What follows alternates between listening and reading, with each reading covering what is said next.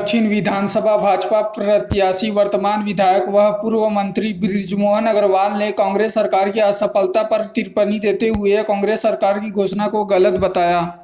देखिए, पहले भी इन्होंने कहा था कि हम किसानों के पूरे कर्जे माफ़ करेंगे। छत्तीसगढ़ के किसानों के ऊपर में 20,000 करोड़ से ज़्यादा का कर्जा था, परंतु इन्होंने माफ़ किया सिर्फ 9,000 करोड़ रुपए। जो पिछले साल का कर्जा था उसी को माफ़ किया।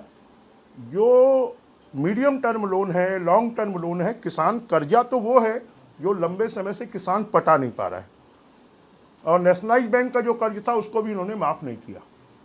तो खाली ये धोखा देने का काम कर रहे हैं। अब जब इनको चला चली की बेला है और इनको लग रहा है कि अब हमारे हाथ में कुछ नहीं है, तो ये सबको झुंझुना थमाने की कोशिश कर रहे हैं। अभी तक जितनी घोषणाएं की हैं उसमें एक भी घोषणा इन्होंने पूरी नहीं की है, और इसलिए इससे इनको कोई फ़ायदा होने वाला नहीं है, क्योंकि किसानों का जब तक मीडियम टर्म और लॉन्ग टर्म और नेशनलाइज बैंकों का कर्जा माफ़ नहीं होगा तब तक किसान कर्ज मुक्त नहीं हो सकता। तो उनकी घोषणाएं खाली घोषणाएं हैं। किसान भी जानता है, जनता भी जानती है, भूपेश बघेल खाली घोषणा वीर है, खाली पोस्टर, पम्पलेट, होर्डिंग और समाचार पत्रों में विज्ञापन के वीर हैं।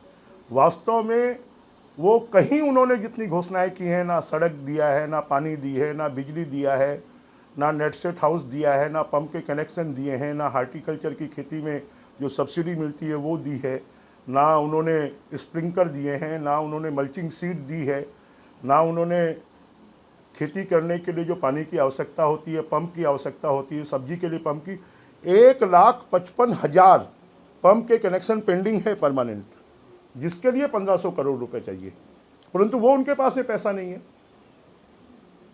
ये सरकार खाली घोषणा वीर है, और उनको ये मालूम है कि अब तो उनका चला चली की बेला है, जाने का समय आ गया है, इसलिए बड़ी बड़ी घोषणाएं कर रहे हैं। जैसे जाने वाले व्यक्ति से पूछा जाता है ना, तुम्हारी अंतिम इच्छा क्या है, वैसे ही मुझे लगता है वो अपनी अंतिम इच्छा व्यक्त कर रहे हैं।